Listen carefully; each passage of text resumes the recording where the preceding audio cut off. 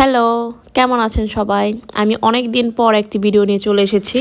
সেটা হচ্ছে আমার শীতের দিনের ঐতিহ্য বা বলা যেতে পারে যে বাঙালির একটি কালচার থেকে শুরু করে একদম সব কিছু যে একটা অভিনব পিঠা আমি যেটাকে বলি যে আগে একটা কথা বলতে যেমন একটা পিঠা যেটা হচ্ছে বাইরে থেকে দেখা যায় না যে গুড় বাট ভাঙলে পরে ভিতরে দেখা যায় গুড় এটা কীভাবে আসে। এটা কিন্তু বিদেশিদের খুবই একটা উৎসাহ। ওরা কাইন্ড অফ এটাকে অনেক বেশি হার্ড প্রসেসিং মনে করে বাট আমাদের বাংলাদেশে কিন্তু এটা খুবই আমরা খুব আমাদের মায়েরা খুব স্বাভাবিকভাবে করে ফেলে। তো সেদিন মা বানাচ্ছিল তা ভাবলাম যে একটি ক্লিপ নিয়ে রাখি। এটা হচ্ছে চালের গুঁড়াকে ভালো মতো হচ্ছে একটু গরম পানির সাথে মিশিয়ে গুঁড়ার পানি ওটা একটু একটু দলা দলা করে সেটা ছেঁকে নিতে হয়। ছেঁকে নিয়ে আলাদা করে গুড় কেটে এবং আলাদা করে হচ্ছে নারিকেল কুড়িয়ে রাখে। তো একটা পাত্রের মধ্যে দেখতেই পাচ্ছেন প্রথমে গুড়ি দিল, তারপর গুড় দিল, তারপর নারকেল গুঁড়া দিল, তারপর আবার হচ্ছে ওই গুঁড়িটা দিল। এই গুঁড়িটাই হচ্ছে এটা স্পেশালিটি। এই গুঁড়িটা কিন্তু নর্মাল গুঁড়ি না, গুঁড়িটাকে হচ্ছে হালকা একটু পানি দিয়ে মিশিয়ে নিয়ে তারপর হচ্ছে আলাদা করে ছেঁকে নিতে হয়। এই গুঁড়িটাই হচ্ছে এত ঝরঝরা হয়, এত সুন্দর হয়, মানে আমার নিজেরও অনেক অবাক লাগে যেটা কীভাবে বানায়, মানে কীভাবে বানাতো এখন আমি বুঝতে পারি দেখে হচ্ছে মনে হয়, বাট জিনিসটা খুবই ইন্টারেস্টিং। আর মা বানাচ্ছে টপ টপ করে, দেখতে খুব ভালো লাগছে আমার। এখন মনে হচ্ছে আমি খাই। সামনেই পৌষ পার্বণ আছে, তো আশা করি 3-4 দিন পরে আবার খাবো।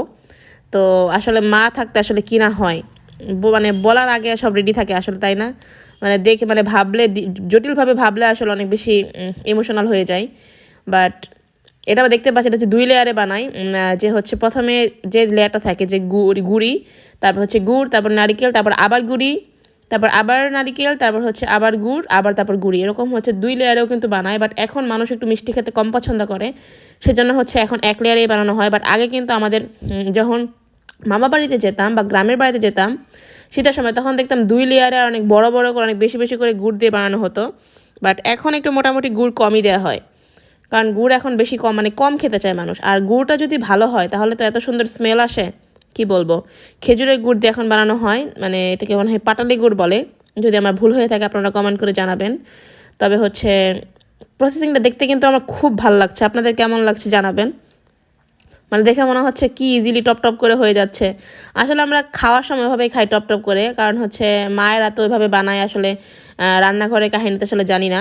এখন বড় হওয়ার পরে, বিয়ে হওয়ার পরে একটু হালকা পাতলা বুঝতেছি, বাট আগে তো বুঝতাম না। মানে মনে হয় যে মুখেরও কাছে টপ টপ করে আসলে চলে আসে, আসলে যে টপ টপ করে আসে না, বানাতে হয়। আসলে দিন যাচ্ছে তত রিয়ালাইজ করতেছি মাকে, মানে মনে হচ্ছে যে আমি মানে যেগুলো কাজ মায়ের কাজ যেগুলো বলতাম যেগুলো অযথা কেন করো, এখন বুঝি যে এগুলো আসলে অযথা না। আগে মনে হতো অযথা, বাট এখন আসলে অযথা না। তো মাকে বললাম এটা খেয়ে দেখাও, আমার ভাইকে নিয়ে আবার একটু মজা করতেছিলাম যে খেয়ে দেখাও, ভেঙে দেখাও, খাও। তখন টপ টপ করে খাচ্ছে আর মজা করতেছিলাম আমরা।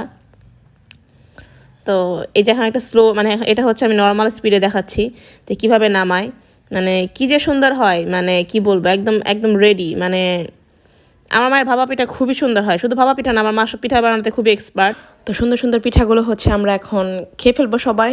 আপনারা এবার ভাপা পিঠা খেয়েছেন কিনা সেটা জানাবেন। আর যদি এটা মানে লং প্রসেস দেখতে চান একদম গুড়ি রেডি করা থেকে, তাহলে সেটা আমাকে জানাতে পারেন, কারণ মা প্রায় বানায়। আর তারপর আমি ভাপা পিঠা নিয়ে আরও শীতে কনকনার জন্য হচ্ছে বারান্দায় চলে এসেছি। বারান্দায় চলে এসে একটা একদম কনকনা শীতের মধ্যে একটা মানে ধোঁয়া ওঠা একটা ভাপা পিঠা খাওয়ার ফিল নিচ্ছি। তো আপনাদের কেমন লাগলো জানাবেন, আর ভালো থাকবেন সবাই। বাই।